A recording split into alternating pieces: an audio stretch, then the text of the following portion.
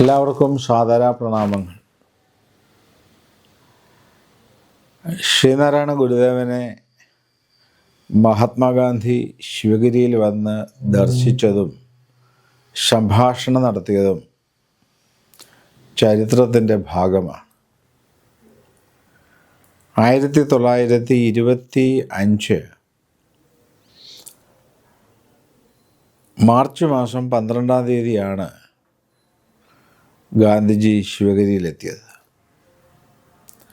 വൈക്കം സത്യാഗ്രഹം നടക്കുന്ന കാലമായിരുന്നു.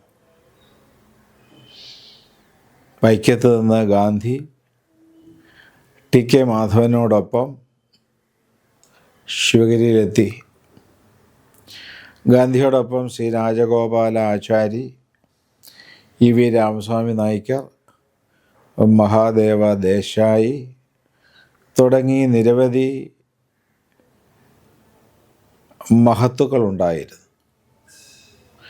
ശിവഗിരിയിലെ വനജാക്ഷി മന്ദിരത്തിൽ വെച്ചാണ് ആ കൂടിക്കാഴ്ച നടന്നത്. ക്ഷേത്രപ്രവേശനം, സഞ്ചാര സ്വാതന്ത്ര്യം, അയിത്തോച്ചാടനം തുടങ്ങിയ വിഷയങ്ങളെ ആധാരമാക്കി ഗുരുവും ഗാന്ധിയുമായി ആ സംഭാഷണം നടന്നു. ഒരു ദിവസം മഹാത്മാഗാന്ധി ശിവഗിരിയിൽ താമസിച്ചു. പിറ്റേ ദിവസം രാവിലെ വീണ്ടും രണ്ടുപേരും തമ്മിൽ കൂടിക്കാഴ്ച നടത്തുകയും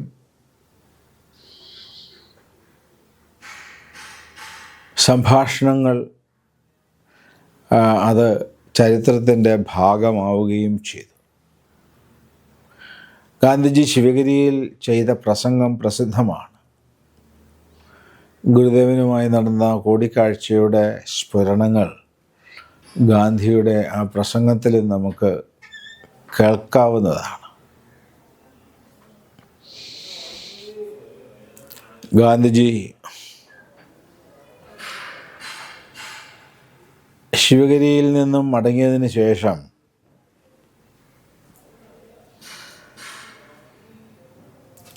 വടക്കേ ഇന്ത്യയിൽ താൻ നടത്തിയിരുന്ന പേപ്പർ യങ് ഇന്ത്യ അതിൻ്റെ പേര് മാറ്റി ഹരിജൻ എന്നാക്കുകയും വാർധയിൽ ഒരു ആശ്രമം സ്ഥാപിക്കുകയും ചെയ്തു. ശിവഗിരിയിൽ ഗുരുദേവനുമായി നടത്തിയ സംഭാഷണത്തിൽ മാവിൻ്റെ ഇലകൾ വിഭിന്നമായിരിക്കുന്നത് പോലെ മനുഷ്യരും വിഭിന്നമാണ്, ഗുരുവിൻ്റെ ഒരു ജാതി ഉൾക്കൊള്ളാൻ എന്ന സന്ദേശം, ദർശനം ഉൾക്കൊള്ളുവാൻ തനിക്ക് സാധിക്കില്ല എന്ന് ഗാന്ധി പറഞ്ഞപ്പോൾ ഈ മാവിലെ വിഭിന്നങ്ങളായ ഇലകൾ പറിച്ചെടുത്ത് രസം രുചിച്ചു നോക്കിയാൽ ഏകമായിരിക്കും, അതുപോലെ എല്ലാ മനുഷ്യരുടെയും ജാതി ഏകമാണ് എന്ന് ഗുരുദേവൻ സമർത്ഥിക്കുകയുണ്ടായി. അതൊക്കെ ചരിത്രത്തിൻ്റെ വലിയ അധ്യായങ്ങളാണ്. ഗാന്ധിജിയുടെ ചരിത്രത്തിലും ഇന്ത്യയുടെ നവോത്ഥാന ചരിത്രത്തിലും വലിയ മാറ്റങ്ങൾ സൃഷ്ടിച്ചതാണ് ഗാന്ധിജിയുടെ ശിവഗിരി സന്ദർശനം. അതിൻ്റെ ശതാബ്ദിയാണ് 2025 മാർച്ച് 12. ആഘോഷ പരിപാടികളുടെ ഭാഗമായി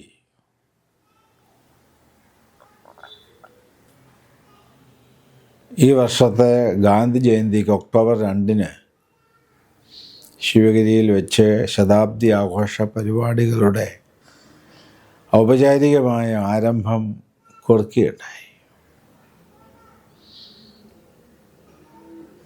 കേരളത്തിനകത്തും പുറത്തുമായി ഈ കൂടിക്കാഴ്ച ഗുരു ഗാന്ധി സംഭാഷണം അതുകൊണ്ടുണ്ടായ കാമ്യമായ പരിവർത്തനങ്ങൾ, മാറ്റങ്ങൾ, നവോത്ഥാന പ്രക്രിയയിൽ സൃഷ്ടിച്ച വൻപിച്ച മുന്നേറ്റം, ഇതിനെ സംബന്ധിച്ച് ചർച്ചകൾ സംഘടിപ്പിക്കുന്നതാണ്. വിപുലമായ രീതിയിലുള്ള ശതാബ്ദി ആഘോഷ പരിപാടികളും സംഘടിപ്പിക്കുന്നുണ്ട്.